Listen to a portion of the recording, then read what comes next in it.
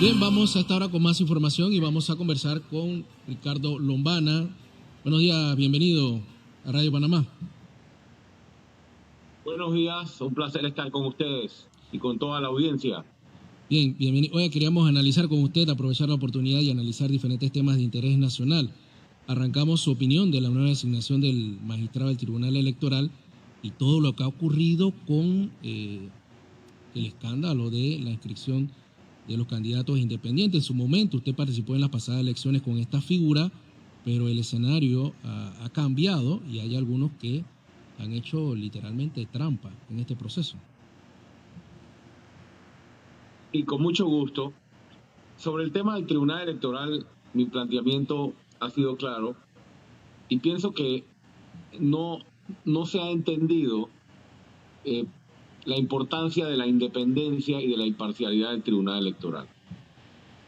O sea, si hay un momento en la historia, o había un momento en la historia, en que se requería un nombramiento separado de toda actividad política y de todo grupo político, era este. Gran confianza se le hubiese añadido al Tribunal Electoral si la designación hubiese sido de una persona, magistrado o magistrada, alejado de cualquiera de los grupos políticos y mucho más del partido de gobierno. Cuando tú eres gobierno, las designaciones que tú haces en instituciones tan importantes como el Tribunal Electoral deberían, si realmente te apegas a lo que es positivo para la democracia, deberían ser designaciones de imparcialidad y de independencia. Evidentemente, el señor Guerra, que no tengo ningún problema con él a nivel profesional, es una persona que procede directamente de las entrañas del PRD. ¿Y cuál es el problema con eso? Bueno, hay ejemplos. Si tú tienes un Contralor General de la República como el actual, que viene de las entrañas del PRD, ya vemos lo que pasa. Mira para otro lado mientras desfalcan el país. Si tú tienes un fiscal electoral que viene de las entrañas del PRD, pasa lo que pasa, clientelismo rampante, mientras la Fiscalía Electoral mira para otro lado. ¿Qué va a pasar con un magistrado que viene de las entrañas del PRD en el Tribunal Electoral? Todo parece, por el antecedente, podríamos esperar una actitud que favorezca al partido de gobierno, y eso es lamentable en una institución que en vez de fortalecerse se debilita con esta designación. Y sobre el tema, me preguntabas también por el escándalo de las firmas de los independientes o las firmas en general. Bueno, yo creo que el país entero recuerda la lucha que nosotros hicimos en la campaña anterior, precisamente advirtiendo falta de transparencia cuando todavía no existían los mecanismos tecnológicos. El Tribunal Electoral ha sido parte del problema que tenemos con la crisis de la credibilidad del sistema político. Tú me vas a decir a mí, Enrique, que el Tribunal Electoral va a contratar el desarrollo de un software, va a pagar por el desarrollo de un software, y que luego de eso, un software que fue desarrollado para reconocer datos biométricos de la persona se puede activar usando una foto de una pantalla de una computadora. Ese cuento yo no me lo creo. Y si es así, yo quiero saber quién fue el desarrollador del software, y los panameños tenemos derecho a saber quién hizo esta chambonada y cuánto el Tribunal Electoral pagó por un software que no funciona. Y finalmente, esto nosotros lo veíamos venir. Hay personas que al principio no comprendían por qué nosotros habíamos tomado la decisión de hacer un partido, siendo independientes. Una de las tantas razones por las que tomamos la decisión es por esto, porque sabíamos que luego del éxito de las candidaturas independientes en la elección del 2019, iban a hacer todo lo posible para enredar, viciar el tema de la recolección de firmas y las candidaturas independientes en el 2024, tal como está pasando en la actualidad. Oiga, pero no, usted como dirigente del partido Movimiento Otro Camino, ¿no le preocupa un poco? ¿Sabe por qué le pregunto? O sea, al final falla el tema de la transparencia en este proceso tecnológico, no hay una información clara de lo que realmente ocurrió, coincido con usted. ¿Y qué podría pasar de cara a las próximas elecciones? Porque si ya estamos, digamos, en un proceso previo, me preocupa un poco el escenario que se pueda dar de cara a las próximas elecciones en cuanto a transparencia. A mí también me preocupa. Ya participé en un torneo electoral, ya hemos sido objeto de irregularidades, hemos sido afectados por las irregularidades en su momento y recordemos lo que yo siempre he dicho, los fraudes electorales de hoy en día ya no se cometen solamente el día de las elecciones, sino que se vienen cometiendo a lo largo del periodo del quinquenio de los 5 años, con todas las medidas de clientelismo, de fondos, de nombramientos, de pago por inscripción, de promesa de nombramiento por inscripción, de fiscalía electoral mirando para otro lado mientras todo esto ocurre, el nombramiento en la Asamblea Nacional de planillas de botellas, que esas botellas muchas son activistas políticos de los diputados y con eso les pagamos la campaña, entre tantas otras cosas. Debemos preocuparnos los panameños por lo que está pasando en el Tribunal Electoral. No puede ser que el Tribunal Electoral siga siendo para el sistema un ente en el cual cada uno de los partidos principales designa a su magistrado. El Tribunal Electoral no es para eso. Sí me preocupa la transparencia del torneo del 2024 y con la llegada de un magistrado que viene de las entrañas del PRD y un magistrado suplente que no solo viene de las entrañas del PRD, sino que fue candidato recientemente y activista además en favor del presidente Cortizo. Me preocupa la transparencia del 2024. ¿Qué podemos hacer los panameños? Estar atentos del proceso, participar en el proceso.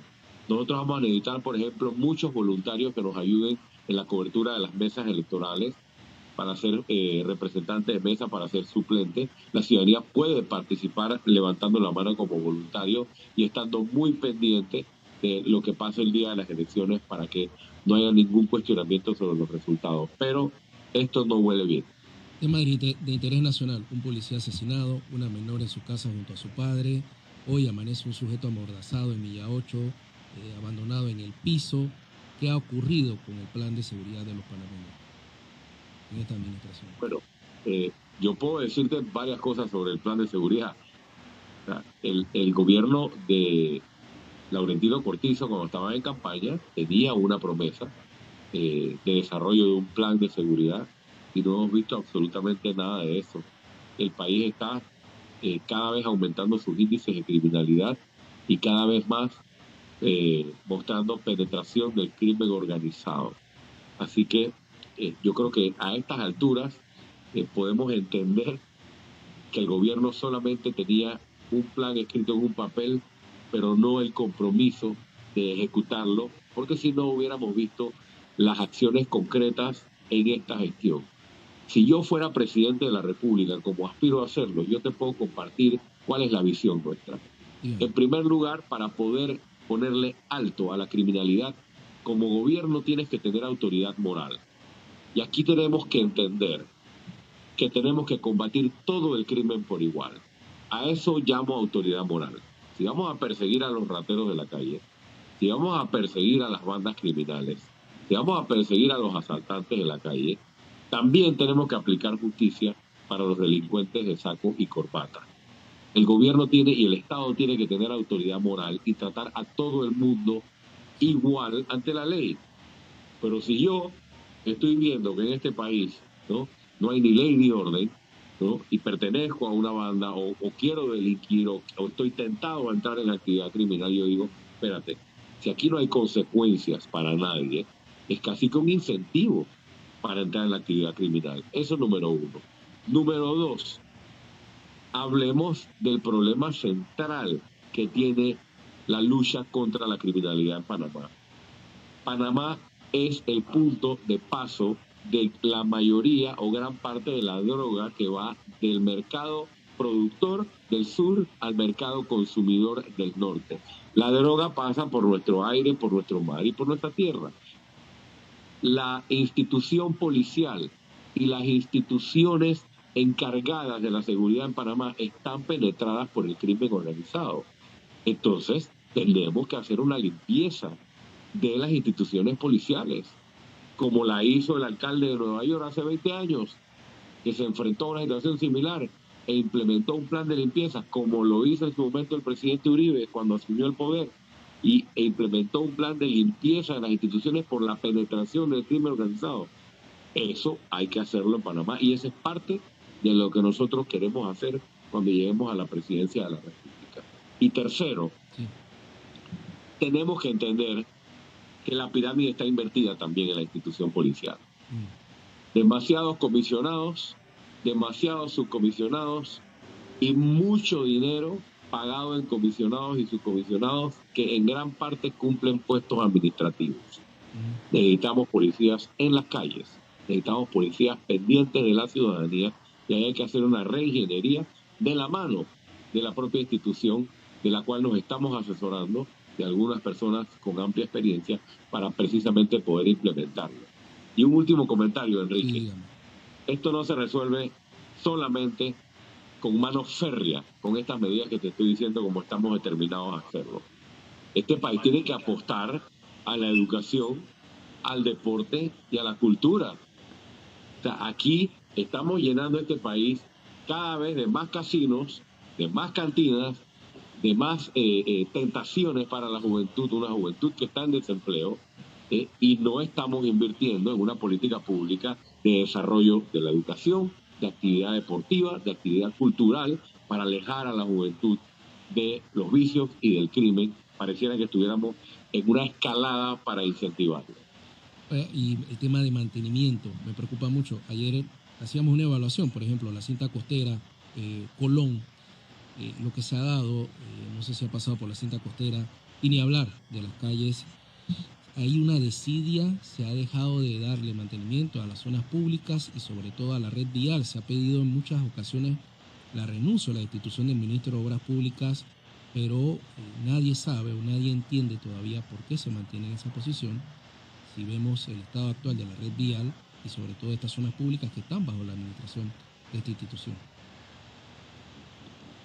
No escuché el final de la pregunta, perdón. Sí, el tema, si estamos, que se ha pedido la destitución del ministro de Obras Públicas, que está encargado del mantenimiento de la red vial y de estas zonas públicas. ¿Por qué se mantiene todavía en esa posición?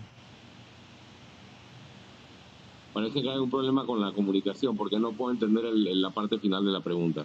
Sí, que ¿por qué se mantiene todavía el ministro en esa posición? O sea, ¿por qué no se ha dado esa destitución? Bueno, creo que estamos hablando específicamente del ministro de Obras Públicas y del estado de las carreteras y el tema del mantenimiento de las carreteras y de las vías. La pregunta de por qué el señor Sabonge se mantiene en el cargo es una pregunta que entiendo que me la hagan a mí, pero tienen que hacerse al presidente de la República, que dicho sea de paso, no da entrevistas. ¿Cuándo fue la última conferencia de prensa del presidente Cortizo que aceptó preguntas y respuestas a los periodistas? Este es uno de los pocos países del mundo donde yo no veo al presidente de la República rindiendo cuentas frente a su ciudadanía semanalmente, quincenalmente y aceptando preguntas de los periodistas. Creo que hizo una o dos durante la pandemia. Hemos tenido un presidente al margen o escondido del escrutinio de las preguntas de la ciudadanía y del periodismo. Tanto así que nadie ha podido ponerle un micrófono al presidente Cortizo y decirle ¿por qué usted no ha sacado del cargo al ministro Sabonge? Entre otras preguntas que hay que hacerle al presidente de la República. Pero esa pregunta es para él. Definitivamente no ha cumplido con su labor el señor Sabonge, no lo dice Lombana, lo dice todo un país en redes sociales, en radio, en medios. Le han puesto fotos a los huecos, nombres a los huecos, la gente siembra plantas en los huecos. Y ¿sabes qué es lo más triste? Que nos encerraron por 2 años, crecieron la planilla, la llenaron de botellas en gran medida y ni siquiera tienen ni siquiera se les prende el foco de poner a la gente a hacer algo. Una forma de reactivar la economía es poner cuadrillas por todo el país y en vez de estar agarrando la plata, aumentarle a los representantes para alquilar vehículos de lujo, para construir infraestructuras que no se necesitan o para aumentarse el doble salario, la plata debería estar en eso, en arreglar las calles, en poner la economía a moverse, en poner dinero a circular. Y caramba, de que me decía un taxista en estos días, señor Lombana, yo le pregunto, porque yo a veces obviamente me monto en los taxis, hablo con la gente, me dice, ¿cómo le va con el tema del descuento de la gasolina? Le pregunto al taxista. Sí. Me dice, esa vaina es por gusto, señor Lombana, porque lo que nos ahorramos en combustible lo tenemos que gastar 2 y 3 veces en piezas para los carros, en llantas para los carros, en amortiguadores, porque no hay por dónde circular. O sea, es inaudito y es mentira que no hay plata, porque he escuchado al ministro Sabonge por ahí decir que es que los recursos. O sea, si no estuvieran dedicándoselo a las sinvergüenzuras que se lo están dedicando en este país, creo que las calles estarían en mucho mejor estado que las que están hoy. Y el tema de los auxilios económicos, el manejo que se le ha dado al tema del IFARU. Bueno, hablando del tema, o sea, aquí le dieron un auxilio económico de $190,000 a un familiar del diputado Ábrego. Vamos a agarrar este ejemplo. O sea, una persona que ya es diputado, que está en la junta directiva del Canal de Panamá, que tiene otras personas nombradas en el gobierno, que se mueve en vehículos de lujo, una familia que no necesita subsidio del Estado para poder alcanzar una meta o un nivel educativo o un título, criterios políticos para asignación de fondos de los panameños. Y ya escondieron ese escándalo, porque los panameños olvidamos, y la gente se olvida, y vamos pasando de escándalo en escándalo, y ninguno se resuelve, y para ninguno hay certeza del castigo. Ahora, el señor Meneses debería estar fuera de su cargo en este momento, y debería haber una investigación que rinda cuentas al pueblo panameño, porque esos dineros son de todos los panameños. Mira, yo quiero hacer un comentario general sobre este tema de los auxilios, porque esto apunta directamente a lo que el movimiento Otro Camino y este ciudadano que está aquí quiere transformar cuando lleguemos a estar en gobierno. Basta de que en este país se obtenga la ayuda solo por palanca política. Aquí, para que te den un nombramiento, te tienes que inscribir en el partido de gobierno. Aquí, para que te den un auxilio o una beca, tienes que tener palanca política con el gobierno y el partido de gobierno. El director de la Caja de Seguro Social, Enrique Lao, dijo hace un tiempo en una entrevista que él recibe cartas de los diputados con los nombres de los nombramientos que tiene que hacer para los diputados. Y así lo reciben en todas las instituciones. Y resulta que cada vez más el canal para obtener algo es vincularse al partido de gobierno. Es decir, en vez de premiar el esfuerzo, en vez de premiar los valores, en vez de premiar a la gente que suda la camiseta, que se esfuerza, a los muchachos que quieren salir adelante, tenemos un sistema político que le está diciendo a los jóvenes de este país: no tienen que estudiar. No se preocupen por estudiar, lo que tienen que hacer es inscribirse en un partido político. Estamos matando la motivación de un país. Estamos matando las ganas de una juventud. Y por eso nuestra propuesta ataca directamente el clientelismo político, pero el sistema está defendiéndose, ¿no? El sistema tiene sus anticuerpos y se quiere defender. El señor Meneses debería estar fuera de su cargo, debería estar investigado. Para finalizar, ¿cómo está ya el partido, el movimiento Otro Camino en cuanto a adherentes, en cuanto a prepararse de cara a las próximas elecciones? Mira, nosotros tenemos aproximadamente 40,000 adherentes y nosotros no estamos preocupados por la cantidad de adherentes. Esto tiene que ver con lo que hablábamos en el punto anterior. Nosotros no estamos aspirando a ser un partido de 150,000 personas ni de 250,000 personas. Esa es parte de la distorsión que existe en el sistema político panameño, que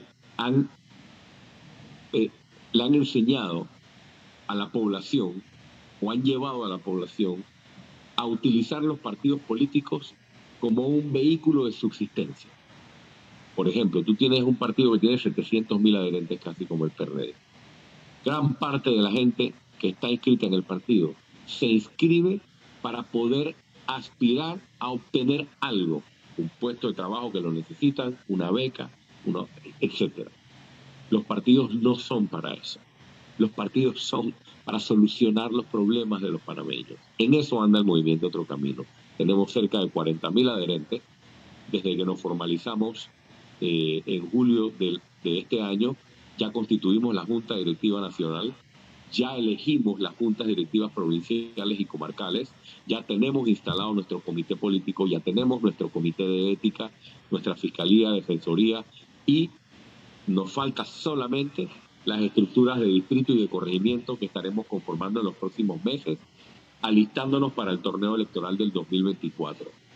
Además de eso, ya estamos trabajando desde hace 6 meses en nuestro plan de acción, nuestra propuesta de gobierno, con profesionales de todos los ámbitos que están dirigidos por un equipo técnico, y vamos a tener un año antes de las elecciones una propuesta preliminar para presentársela al país. Y además de eso, estamos en nuestra convocatoria de candidatos.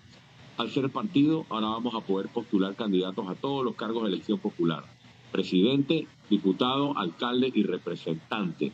Tenemos cerca ya de 750 personas en las listas que van a pasar por todo un proceso, y el movimiento Otro Camino en el 2024 presentará candidatos a todos los cargos de elección popular, con el propósito de no solo ganar la presidencia, sino poder ganar la asamblea y los otros cargos donde tanto se necesita, porque los cambios no son solo desde la presidencia. Y finalmente, el mensaje está claro.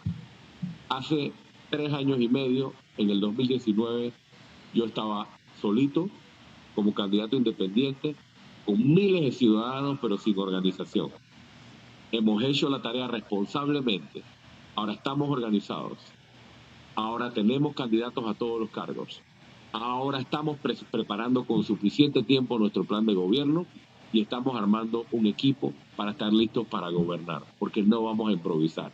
Para ponértelo muy claro, mientras otros candidatos están preocupados en salvarse de la justicia y en no quedar presos por los delitos cometidos, nosotros estamos enfocados en rescatar este país, y para eso nos estamos preparando. Ricardo Lombana, presidente del partido Movimiento Otro Camino, gracias por compartir con nosotros este análisis de la realidad de nuestro país y informar un poco sobre la actualidad política de su colectivo.